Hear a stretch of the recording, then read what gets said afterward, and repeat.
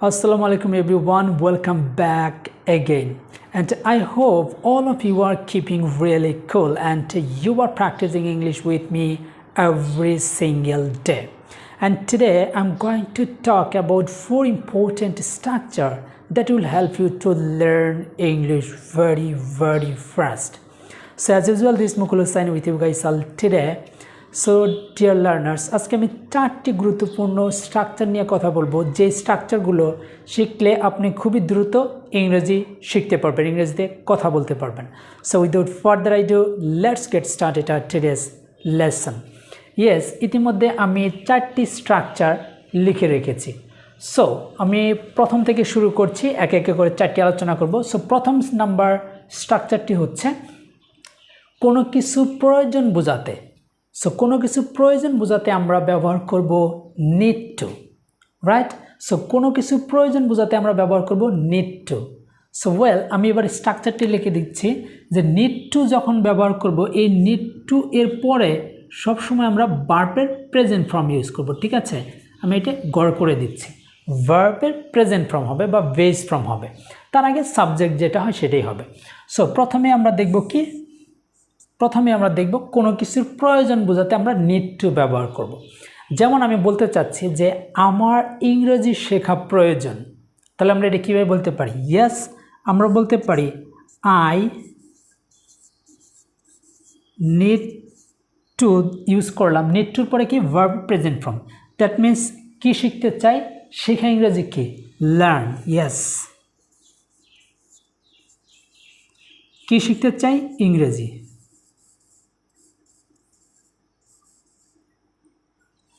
So এই তো হয়ে গেল, আমার ইংরেজি শেখা প্রয়োজন। I need to learn English, আমার ইংরেজি শেখা প্রয়োজন। এখন যদি আমি বলতে চাই আমার কাজটি করা প্রয়োজন, তাহলে আমি বলতে পারি যে I need to do the work, আমার কাজটি করা প্রয়োজন। সো আমি বাংলা লিখে দিচ্ছি না, আমি বাংলা জাস্ট বলে দিচ্ছি। যদি সমস্যা হয় প্লিজ কমেন্ট সেকশনে জানাবেন যে এরপরে থেকে একটু বাংলা যদি লিখে দিতেন তাহলে সুবিধা হতো। আমি ট্রাই করবো বাংলা লিখে দেওয়ার জন্য, ঠিক আছে? সো আমার ইংরেজি শেখার প্রয়োজন, I need to learn English, আমার ইংরেজি শেখার প্রয়োজন। এখন আমি বলতে চাচ্ছি আমার কাজটি করা প্রয়োজন, that means I need to do the work, আমার কাজটি করা প্রয়োজন। এখন ধরুন আমি বলতে চাচ্ছি যে আমার বইটি কেনা প্রয়োজন, ঠিক আছে? আমার বইটি কেনা প্রয়োজন। সো বাংলা লিখতে চাচ্ছি না, আমার বইটি কেনা প্রয়োজন।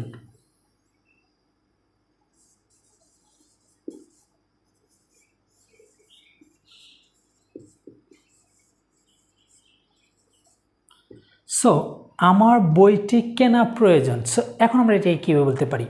সো আমরা বলতে পারি যে I need to buy the book, আমার বইটি কেনা প্রয়োজন। I need two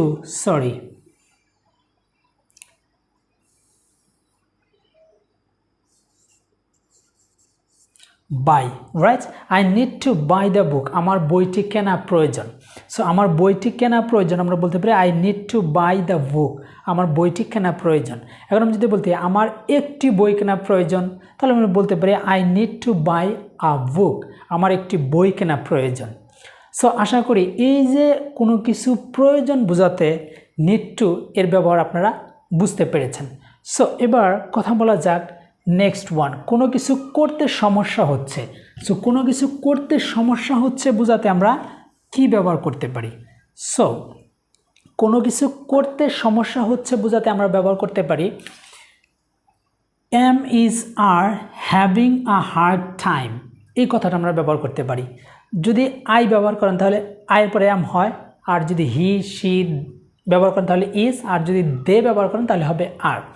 so M is আর এর যে কোনো একটা ইউজ করবেন, তারপরে হ্যাভিং আ হার্ড টাইম এই কথাটি ইউজ করবেন, মানে কোনো কিছু করতে সমস্যা হচ্ছে, বোঝাতে আপনারা ব্যবহার করবেন এম ইজ আর এর যে কোনো একটি plus having a hard time, এরপরে যে জিনিসটা করতে সমস্যা হচ্ছে সেই জিনিসটার ভার্বের প্রেজেন্ট ফর্মের সাথে আপনারা আইএনজি যুক্ত করবেন। দ্যাট মিনস আমি এটাই বোঝাতে চাইলাম যে am is are having a hard time, এরপরে অলওয়েজ ভার্বের প্রেজেন্ট ফর্মের সাথে আইএনজি যুক্ত করবেন, ঠিক আছে, ভার্বিং করবেন। যেমন আমি যদি বলতে চাই যে আমার নিয়মগুলো বুঝতে সমস্যা হচ্ছে, আমার নিয়মগুলো বুঝতে সমস্যা হচ্ছে, তাহলে আমরা এটা বলতে পারি যে আমরা এবার এটা নিয়ে আলোচনা করছি, আমার নিয়মগুলো বুঝতে সমস্যা হচ্ছে, তাহলে আমরা বলতে পারি যে আই অ্যাম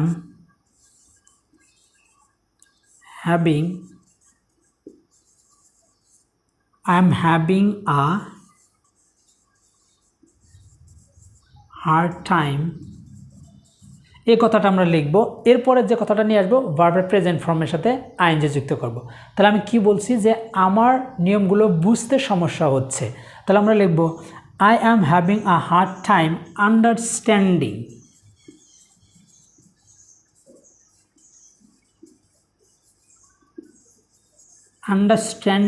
the rules বা আন্ডারস্ট্যান্ডিং রুলস, দা আমরা দিলে ভালো হয়। সো এবার হলো কি I am having a hard time, এই যে এই কথাটুকু আমি আন্ডারলাইন করে দিচ্ছি বা হাইলাইট করে দিচ্ছি, এই যে একটি ভার্ব দিয়েছি এটার সাথে আইএনজি যুক্ত হবে, অর্থাৎ এই হার্ড টাইমের পরে সবসময় আপনারা কী করবেন, আইএনজি যুক্ত করবেন। যেমন আমার প্রশ্নগুলো বুঝতে সমস্যা হচ্ছে, I am having a hard time understanding the rules, আমার নিয়মগুলো বুঝতে সমস্যা হচ্ছে। এখন আমি যদি বলতে চাই যে আমার ইংরেজি শিখতে সমস্যা হচ্ছে, তাহলে আমরা বলতে পারি যে আমার ইংরেজি শিখতে সমস্যা হচ্ছে, তাহলে আমরা বলতে পারি কি যে I am having a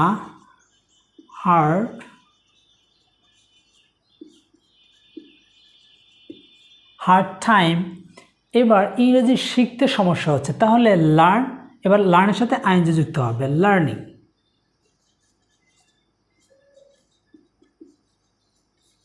learning কি সমস্যা হচ্ছে, ইংলিশ।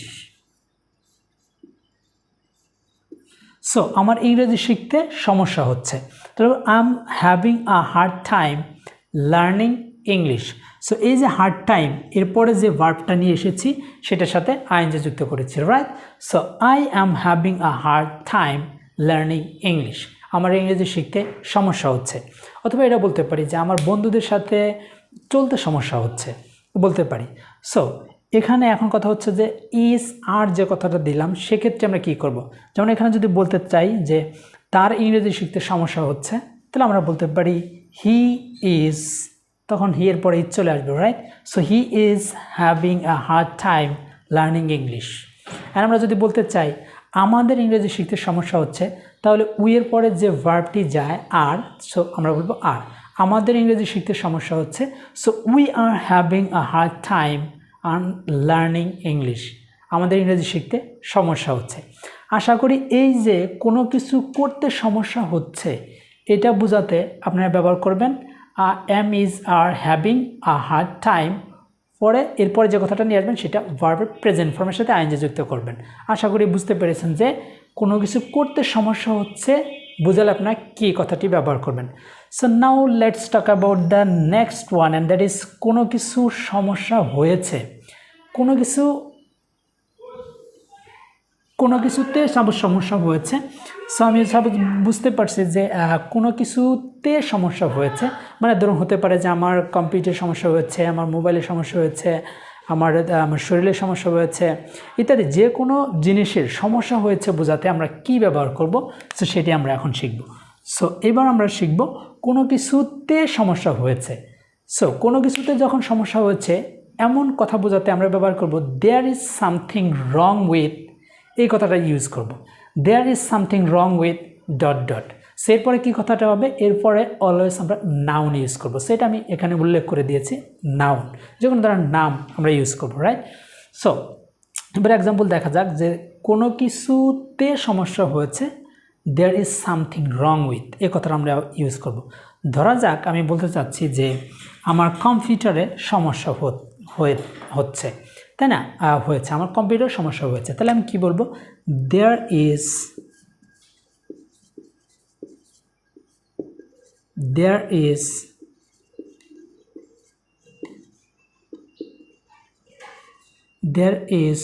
something wrong with কি কম্পিউটার, যে কোনো একটা নাম দিয়ে দেব। So computer,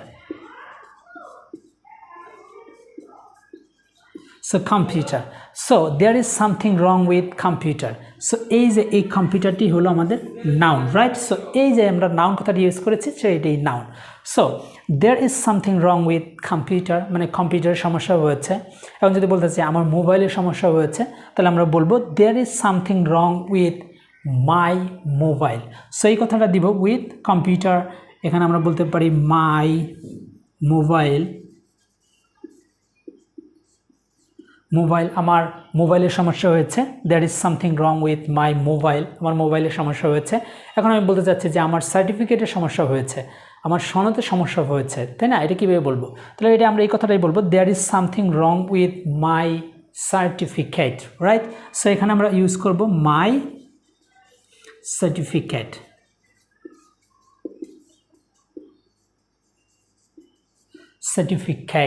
so there is something wrong with my certificate, মানে আমার সার্টিফিকেটে সমস্যা হয়েছে। সো আমি জাস্ট ওয়েটা দেখিয়ে দিচ্ছি, আমি জাস্ট পথ দেখিয়ে দিচ্ছি, আপনারা ঠিক এভাবেই বাক্য তৈরি করবেন। যত ধরনের কথা আসবে এই কোনো কিছু সমস্যা হয়েছে নিয়ে ঠিক এভাবে কথা বলে দিবেন, এভাবে ব্যবহার করবেন। There is something wrong with, তারপর যে কথাটা, যে সমস্যাটা হয়েছে সেই সমস্যাটা এখানে ব্যবহার করবেন। সো এইবার আমরা শিখব last one and very interesting, সেটা হচ্ছে কোনো কিছুর সিদ্ধান্ত নিয়েছি। অর্থাৎ কোনো কিছুর সিদ্ধান্ত নিয়েছি, ধরুন আমি বলতে চাচ্ছি যে আমি বাইরে যাওয়ার সিদ্ধান্ত নিয়েছি, আমি ঘোরার সিদ্ধান্ত নিয়েছি, আমি ইংরেজি শেখার সিদ্ধান্ত নিয়েছি, আমি কোনো ভালো একটি কাজ করার সিদ্ধান্ত নিয়েছি। এই যে কোনো কিছু সিদ্ধান্ত নিয়েছি বোঝাতে আমরা ব্যবহার করব আই হ্যাভ ডিসাইডেড টু। কোনো কিছু সিদ্ধান্ত নিয়েছি, অলরেডি সিদ্ধান্ত নিয়ে ফেলেছি, কোনো কিছু সিদ্ধান্ত নিয়েছি। এখন একটি মজার বিষয় হচ্ছে, যখন ডিসাইডেড টু কথাটি ব্যবহার করব, এরপরে অলওয়েজ আমরা ভার্বের প্রেজেন্ট ফর্ম ব্যবহার করব, ঠিক আছে? ভার্বের প্রেজেন্ট ফর্ম বা বেস ফর্ম, V1 ফর্ম ব্যবহার করব, রাইট। যেমন আমি বলতে চাচ্ছি যে আমি ইংরেজি শেখার সিদ্ধান্ত নিয়েছি, তাহলে আমি বলতে পারি, সো এটা আমরা এবার শিখব যে ইংরেজি শেখার সিদ্ধান্ত নিয়েছি, দ্যাট মিন্স আই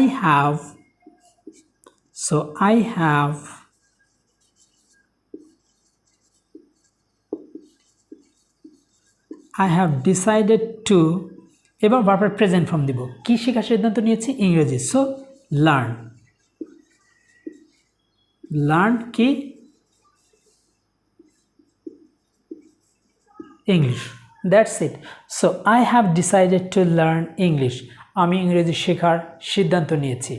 সো আমরা এটাও বলতে পারি যে আমি আমার নিজেকে পরিবর্তন করার সিদ্ধান্ত নিয়েছি, রাইট? বলতে পারি না যে আমি আমার নিজেকে পরিবর্তন করার সিদ্ধান্ত নিয়েছি? সেটা হতে পারে কিভাবে, যে আই হ্যাভ ডিসাইডেড টু, এই কথাটা বলবো, জাস্ট এরপরে আমরা সম্পূর্ণটাই লিখে দিচ্ছি।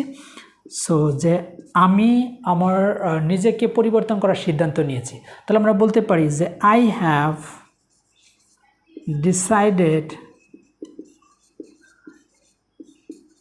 Decided to change, verb present form use করব, পরিবর্তন ইংরেজি change myself. That's it. So I have decided to change myself, আমি আমার নিজেকে পরিবর্তন করার সিদ্ধান্ত নিয়েছি। আবার এটা হতে পারে যে আমার খারাপ অভ্যাসগুলো পরিবর্তন করার সিদ্ধান্ত নিয়েছি। So bad habit, change my bad habit, just এখানে বলে দিব যে I have decided to change my bad habit, আমি আমার খারাপ অভ্যাসগুলো পরিবর্তন করার সিদ্ধান্ত নিয়েছি। আর এটা হতে পারে আমি গরিবদেরকে সাহায্য করার সিদ্ধান্ত নিয়েছি, তাহলে এটা কীভাবে হবে? আমি গরিবদেরকে সাহায্য করার সিদ্ধান্ত নিয়েছি, তাহলে হবে I have decided to help the poor. So আমি গরিবদের সাহায্য করার সিদ্ধান্ত নিয়েছি, I have decided to help the poor, আমি গরিবদের সাহায্য করার সিদ্ধান্ত নিয়েছি। এটা হতে পারে আমি আপনাদেরকে ইংরেজি শেখানোর সিদ্ধান্ত নিয়েছি, তাহলে কি হবে? আমি আপনাদের ইংরেজি শেখানোর সিদ্ধান্ত নিয়েছি, দ্যাট মিন্স হবে তাহলে কীভাবে বলতে পারি যে I have decided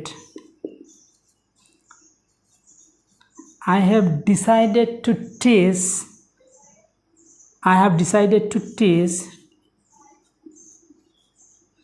teach you English. That's it. আমি আপনাদের ইংরেজি শেখার সিদ্ধান্ত নিয়েছি, right. I have decided to teach you English. আমি আপনাদেরকে ইংরেজি শেখানোর সিদ্ধান্ত নিয়েছি। সো অন্যভাবেও হতে পারে, জাস্ট আমি আপনাদের প্রসেসটা দেখালাম যে কীভাবে আপনারা বাক্য তৈরি করবেন। সো আমি আপনাদেরকে ইংরেজি শেখানোর সিদ্ধান্ত নিয়েছি, I have decided to teach you English. আমি আপনাকে ইংরেজি শেখানোর সিদ্ধান্ত নিয়েছি। সো এই ছিল 4টি গুরুত্বপূর্ণ স্ট্রাকচার যা আপনাকে ইংরেজি শিখতে খুবই হেল্প করবে। আপনার জানা না থাকলে আপনি অনেকটাই পিছিয়ে পড়বেন। সো ভিডিওটি যদি ভালো লেগে থাকে অবশ্যই আপনার বন্ধুদের সাথে শেয়ার করবেন। অ্যান্ড শেষবারের মতো আরেকবার বলে দিচ্ছি, কোনো কিছু প্রয়োজন বোঝাতে আমরা ব্যবহার করব নিড টু, অ্যান্ড কোনো কিছু করতে সমস্যা হচ্ছে বোঝাতে আমরা ব্যবহার করব am is are having a hard time, এই কথাটি ব্যবহার করব। অ্যান্ড কোনো কিছুতে সমস্যা হয়েছে, যে কোনো ধরনের বস্তু বা জিনিসের সাথে সমস্যা হয়েছে সেক্ষেত্রে ব্যবহার করবেন there is something wrong with, এই কথাটি ব্যবহার করবেন। অ্যান্ড লাস্ট ওয়ান ইজ কোনো কিছুর সিদ্ধান্ত নিয়েছি বোঝাতে আপনারা ব্যবহার করবেন আই হ্যাভ ডিসাইডেড টু অথবা ডিসাইডেড টু, কোনো কিছুর সিদ্ধান্ত নিয়েছি, সিদ্ধান্ত নেওয়া ডিসাইডেড টু। সো এই ছিল আজকের এই লেসনটি, আশা করি খুবই উপকারে আসবে আপনাদের জন্য। সো প্লিজ যদি ভালো লেগে থাকে তাহলে অবশ্যই আপনার বন্ধুদের সাথে শেয়ার করবেন।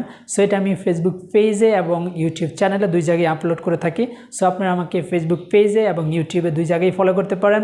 এই ধরনের লেসন আপনার পাওয়ার জন্য অবশ্যই সাবস্ক্রাইব অ্যান্ড বেল আইকনটি অন করে রাখবেন। So that's all about for today and I will come up with a new lesson very soon. Thank you, take care, আল্লাহ হাফেজ।